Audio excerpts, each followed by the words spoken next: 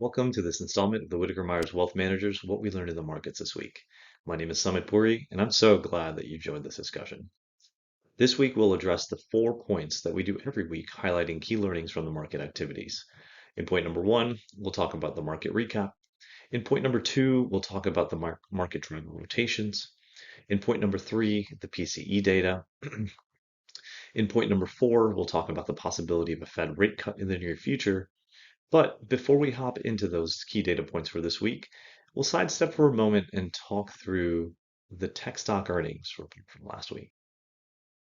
This week saw major stock indices dip as large technology stocks declined, particularly after Alphabet released its quarterly earnings. Despite surpassing expectations, the company's performance contributed to a tech consolidation following recent months' gains. Tesla, another one of the Mag 7 stocks, also had earnings reported this week, in which they reported 45% drop in profits in Q2 of 24. This led to a tumble in their share price. While some consolidation was anticipated, we believe it does not signify a larger correction. Interestingly, a large cap sell-off appears to be fueling a rise in small caps, with the Russell 2000 surging by nearly 2% this week. More on that shortly.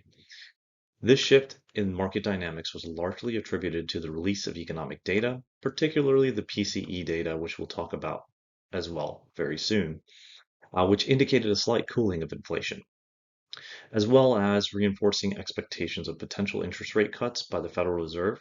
Once again, we'll talk more about that in detail in point number 4. And that brings us to point number 1, the market recap.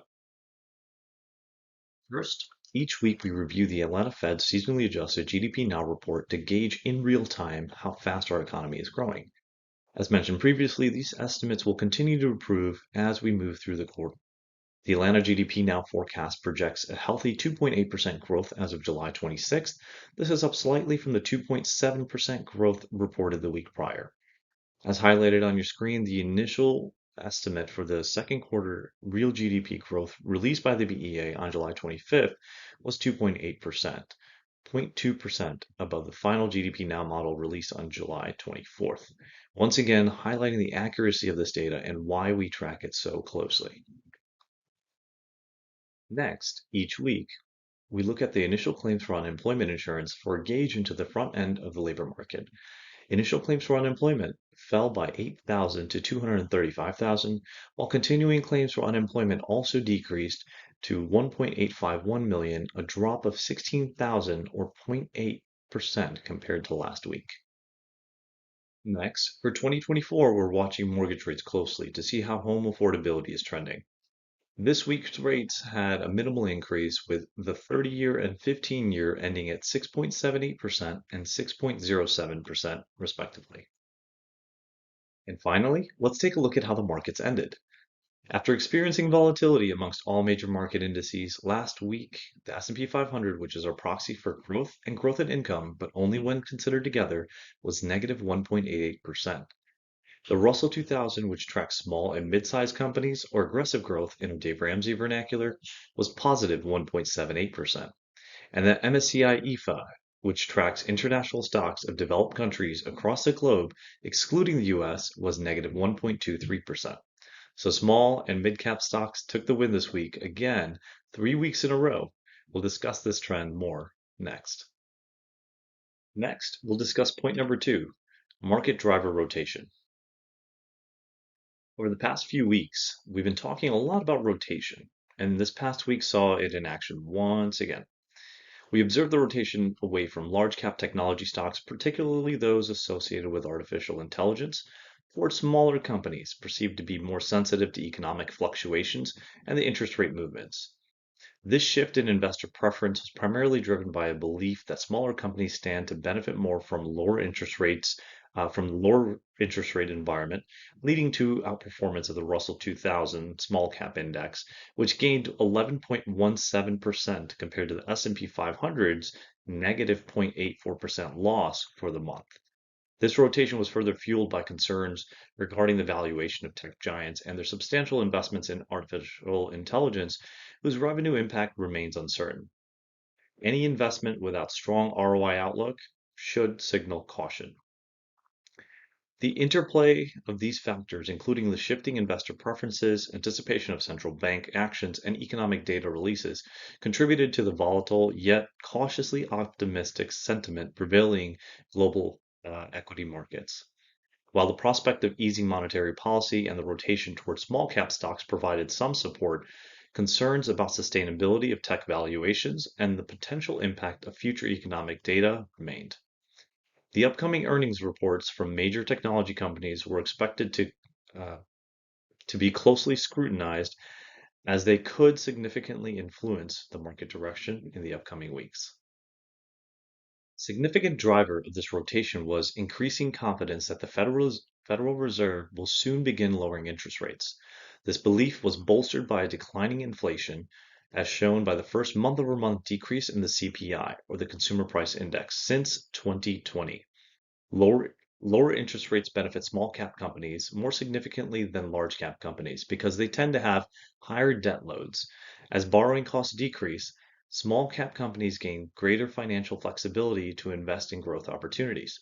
The upcoming earnings reports from major tech companies like Apple, Microsoft, Amazon, and Meta will be a crucial test for this market. If these companies' earnings disappoint, investors may pull back from the market or shift back towards larger companies. Our research shows the upside to small cap stocks should not be ignored. We also recommend to stay diversified and invest in the four categories that the Ramsey Solutions team recommends, which is growth, growth and income, aggressive growth, and international. Which brings us to point number 3, personal consumption expenditures, or PCE data. Personal consumption expenditures, or PCE price index, a key inflation indicator closely watched by the Federal Reserve, exhibited a growth of 1% in June compared to the previous month and a 2.5% increase year over year. This slowdown in inflation, aligning with the economists' predictions, signals a potential easing of inflationary pressures within the economy. Notably, the core PCE index, excluding volatile food and energy prices, saw a 0.2% rise from the prior month and a 2.6% increase year over year. These figures provide the Federal Reserve with crucial data as they deliberate on potential interest rate adjustments, even though inflation hasn't reached their target benchmark of 2%. The reported increase in current dollar personal income during June was primarily attributed to a growth in compensation and personal current transfer receipts. Within services, international travel and housing stood out as the largest contributors to the increase. Meanwhile, the goods sector saw notable contributions from non-durable goods like pharmaceuticals and recreational goods, partially offset by a decrease in motor vehicle and energy goods. The June PCE data revealed a mixed economic picture, characterized by slowing inflation, moderating spending growth, and steady income gains. The slight increase in both headline and core PCE price indices suggests that while inflation might be easing, it persists as a concern for the Federal Reserve. This combination of factors presents the Federal Reserve with a complex decision-making environment. The slowing inflation trend might offer some comfort, but its distance from the 2% target and the persistence of core inflation could warrant caution in terms of aggressive interest rate cuts. This data suggests a need for the Federal Reserve to carefully balance its dual mandate of price stability and maximum employment as it navigates the evolving economic landscape. Which brings us to point number 4, Fed rate cut probabilities. One of the points you've heard us talk about throughout this year has been around the Federal Reserve's anticipated interest rate cuts and the potential impact on investment strategies. This week is no different. With the PCE showing signs of stabilization and other key indicators cooling, the probability of the Federal Reserve implementing interest rate cuts soon is quite high.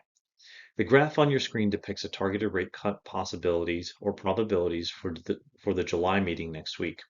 As shown, Wall Street futures contracts are projecting only a 4.7% probability of a rate cut next week, with a nearly 90% probability of a rate cut in September.